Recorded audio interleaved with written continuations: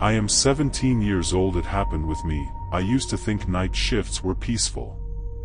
Just silence, no people, no noise. But that place, the old psychiatric hospital I worked at, it wasn't empty. Around 2 a.m., the static started. First, it whispered. Then it said my name. I didn't believe in ghosts. Or the past. Until the doors that should have stayed locked, opened. And what was inside, remembered me. I don't think I ever left that place. And if you're hearing this, maybe the static is already in your house too.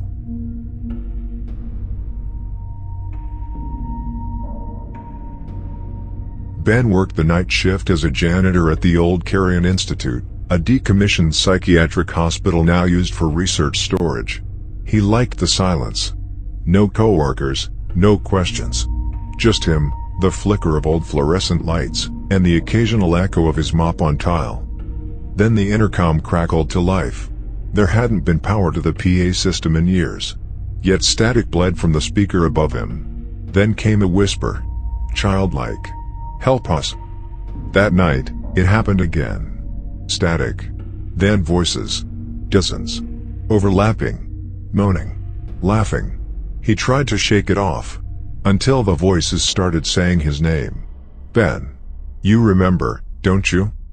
23 years ago, a fire broke out on the 3rd floor, the asylum wing.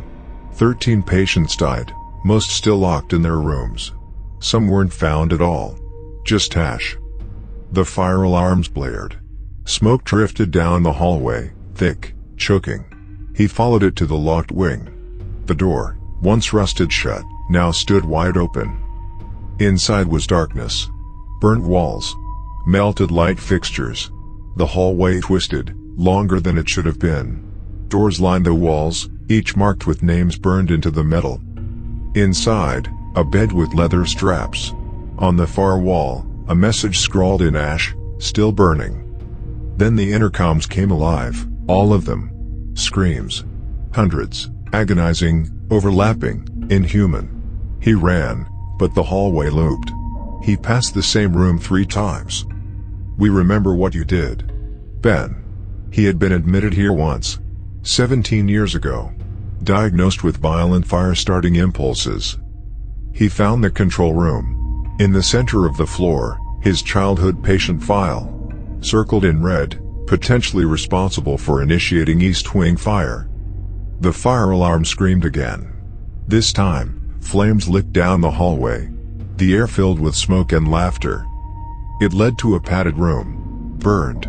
Mirrors on every wall. In each mirror, a version of him. Younger, grinning, eyes black. Now, every shift is a loop. He's seen himself die in 7 different ways.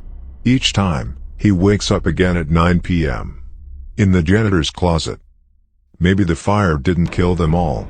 Maybe it woke them up. That he never escaped. That he never left. That he's one of them now.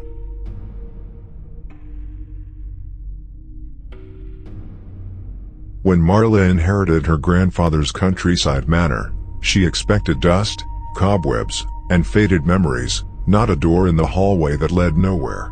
It sat at the end of the east corridor, unmarked, no handle, no hinges. Just a frame. As if someone had outlined the shape of a door and never finished it. The villagers whispered about it. Don't go near it, the shopkeeper warned. That's not a door you want to open. She busied herself cleaning, sorting, trying to modernize the house. But something kept drawing her back. She found herself standing in front of the door, just listening. At night, things changed. Scratching. Then louder. Sharper. One night, she heard breathing, slow, labored, wet. There's nothing back there, the contractor said. Solid stone. But the sounds. Old houses. They talk.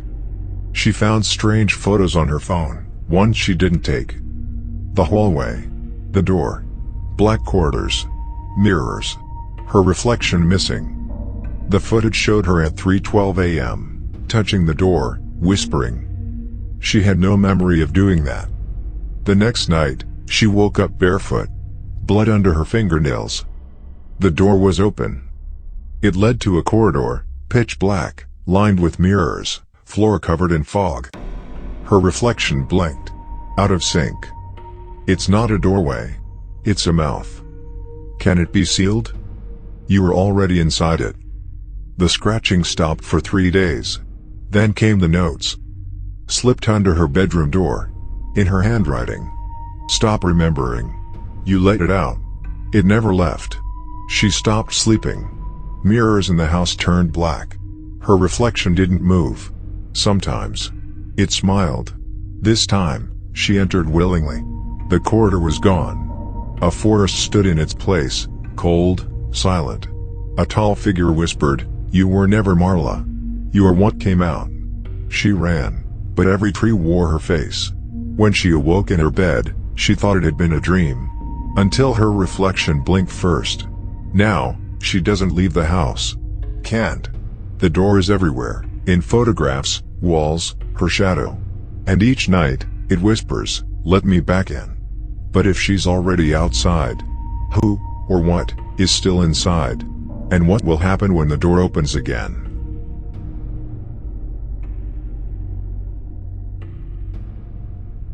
Trevor only needed a cheap place, somewhere to sleep between night shifts and avoid people. That's how he ended up at Lansbury House. Room 206 was his. "You can cover it," Ms. Belgrave said. "Just don't stare into it too long. Not past 5 seconds." The crack distorted his reflection slightly, like it was smiling when he wasn't. He spun around. Empty room. On the mirror, written in fog, "Stay." The next day, he bought black cloth and duct tape and covered the mirror completely. That night, he heard something soft. Scraping. From inside the mirror. His phone turned on by itself, playing a video he didn't take. In the video, he wasn't alone. The girl was behind him again. Closer. The mirror cloth was torn down. A message scratched into the glass, "You brought me back. There was a girl here years ago," she said. She said she could see her other self. And the reflection? She never stopped watching. That night, he dreamed of drowning. The girl held him down. He woke gasping, soaking wet. The mirror now bled from the crack, thick, dark liquid. Behind the shattered glass wasn't the wall, it was another room. And in that room, himself. He covered the hole with furniture, nailed plywood over it. But the damage had already been done. His own reflection began acting strange. Sometimes, it mouthed words he didn't speak. Trevor moved out.